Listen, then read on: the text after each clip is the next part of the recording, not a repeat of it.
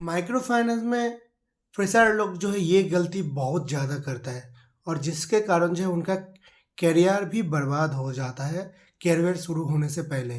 क्या गलती करता है वो जानने के लिए वीडियो के अंत तक आपको रहना पड़ेगा। लेकिन बेसिकली माइक्रो फाइनेंस में जब फ्रेशर जॉब ढूंढते हैं पहले तो उनको जॉब नहीं मिलता है, इधर उधर भटकना पड़ता है क्योंकि जो है आज के दिन बहुत सारा कंपनी जो है फ्रेशर को लेता है, लेकिन कुछ कुछ कंपनी एक्सपीरियंस को लेता है। लेकिन जब माइक्रो फाइनेंस में एज ए फ्रेशर आप कोई भी माइक्रो फाइनेंस कंपनी में ज्वाइन कर लेते हो, ज्वाइन करने के बाद आप ट्रेनिंग लेने के बाद 6-7 महीने काम कर लेते हो, फिर आपको जो है बहुत सारा कंपनी से ऑफ़र आना चालू हो जाएगा क्योंकि आप जो है ऑलरेडी माइक्रो फाइनेंस में काम कर चुके हो। और काम करने के कारण जो है बहुत सारा कंपनी आपको जो है इंटरव्यू के लिए फ़ोन करेगा, उसके बाद जॉब के लिए फ़ोन करेगा और आपका जो करंट सैलरी है उससे जो है 4,000, 5,000, 6,000, 7,000, 10,000 सैलरी भी ज़्यादा देके आपको अपॉर्चुनिटी देता है या ऑफ़र करता है कि अगर आप मेरे कंपनी में जुड़ेंगे आपका जो भी सैलरी है उससे 30 या 40% हाइक मिलेगा। और एज ए फ्रेशर उनको पता नहीं होता है कि कोई भी कंपनी, अगर आप कोई भी जॉब कर रहे हो उस जॉब के रहते हुए अगर दूसरी कंपनी में जाने का प्रोसेस क्या होता है। बेसिकली ये जो कंपनी या दूसरी कोई भी कंपनी जब ऑफ़र करता है वहाँ पे उन लोग लिखा रहता है कि अर्जेंट वैकेंसी। अर्जेंट वैकेंसी क्या होता है? अर्जेंट वैकेंसी मतलब कंपनी ने नोटिफिकेशन डाला, नोटिफिकेशन के बाद वो लोग जब आप इंटरव्यू देने जाते हो, इंटरव्यू देने के 2-3 दिन बाद बोल रहा है कि अगर आप ज्वाइन करना चाहते हो तो आपको जो है 2 या 3 दिन में ही ज्वाइन करना पड़ेगा, नहीं तो जो है हमारा वैकेंसी जो है फिलअप हो जाएगा। तो फिर क्या करता है फ्रेशर, 6 महीने का उनके पास एक्सपीरियंस है, उनको अच्छा सैलरी मिल रहा है, तो फ्रेशर क्या करता है दूसरे कंपनी को जो है बिना इन्फॉर्मेशन करके छोड़ के जो है नया कंपनी में ज्वाइन कर लेता है अच्छा सैलरी लेके। जब वो अच्छा कम सैलरी लेके ज्वाइन करते हैं उनको नहीं पता होता है कि उसका फ्यूचर में बहुत ही बुरा टाइम वेट कर रहा है। क्यों? ये मैं आपको बताना चाहूँगा।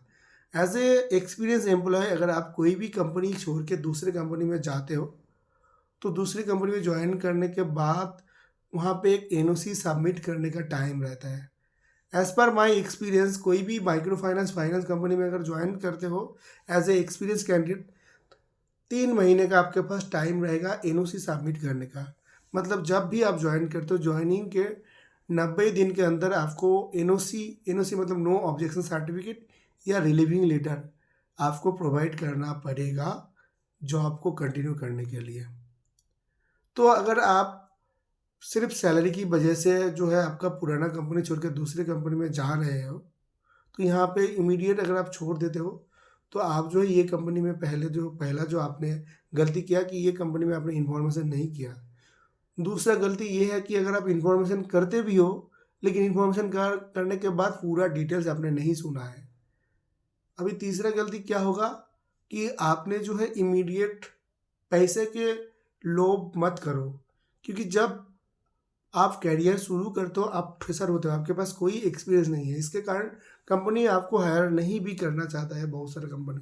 लेकिन जब आप एक्सपीरियंस बन जाते हो, आपको मार्केट से अपॉर्चुनिटी मिलता है, अपॉर्चुनिटी को सही से यूज़ करने के लिए पहला प्रोसेस क्या है, या पहले मैं आपको बताना चाहूँगा कि अगर आप रनिंग कोई भी जॉब में ज्वाइन करते हो और रनिंग जॉब करते हो, जॉब करने के टाइम दूसरे कंपनी में ज्वाइनिंग करने का प्रोसेस क्या है।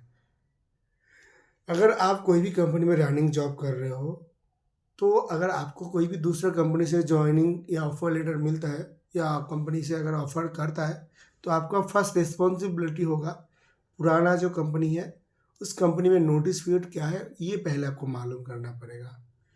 ये नोटिस पीरियड जो है अलग अलग कंपनी का अलग अलग होता है। कुछ कुछ कंपनी में आपका नोटिस पीरियड 90 डेज़ का होता है, कुछ कुछ कंपनी में 15 दिन का होता है, कुछ कुछ कंपनी में 30 डेज़ का होता है। तो पहले आपको नोटिस पीरियड जानना पड़ेगा आपको पुराना कंपनी का। तो सपोज़ आपका कंपनी का नोटिस पीरियड है 30 दिन, तो जब आपको नया कंपनी से ऑफ़र मिला है तो आपको नया कंपनी का एचआर को बोलना है कि मैडम मैं यहाँ से नोटिस पीरियड कंप्लीट करने के बाद ही मैं आपके कंपनी में ज्वाइन करूँगा।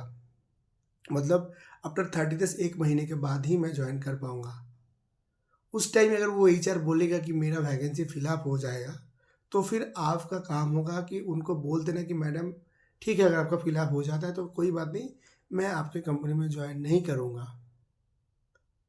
क्योंकि ये अगर आप नोटिस पीरियड करते हो तो यहाँ से आपको रिलीविंग लेटर भी मिल जाएगा, फुल एंड फाइनल सेटलमेंट भी मिल जाएगा और दूसरी कंपनी में आप खुशी खुशी से काम कर सकते हो।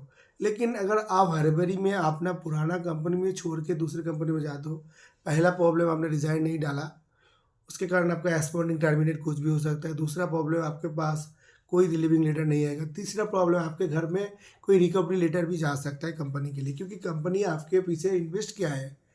आप जब फ्रेशर होते हो, कंपनी कंपनी आपको इसलिए हायर करता है जस्ट बिकॉज ऑफ उनको स्टाफ की ज़रूरत होता है। तो कंपनी ने आपको प्रॉपर ट्रेनिंग दिलाने के बाद ज्वाइन करवाया, ज्वाइन करवाने के बाद फिर आपको काम सिखाया। काम सीखने के बाद फिर आपका रिस्पॉन्सिबिलिटी बन जाता है कि कंपनी को अगर मेरे को छोड़ना है तो फुल इन्फॉर्मेशन रिज़ाइन डाल के या नोटिस पीरियड कंप्लीट करना छोड़ना। अगर आप ऐसे नहीं करते हो तो कंपनी, आपका पुराना कंपनी आपके ऊपर लीगल स्टेप ले सकता है और जो नया कंपनी में आप ज्वाइन करेंगे वो भी कंपनी में आप ज़्यादा दिन नहीं काम कर पाएंगे। ये बात आप ध्यान दीजिएगा।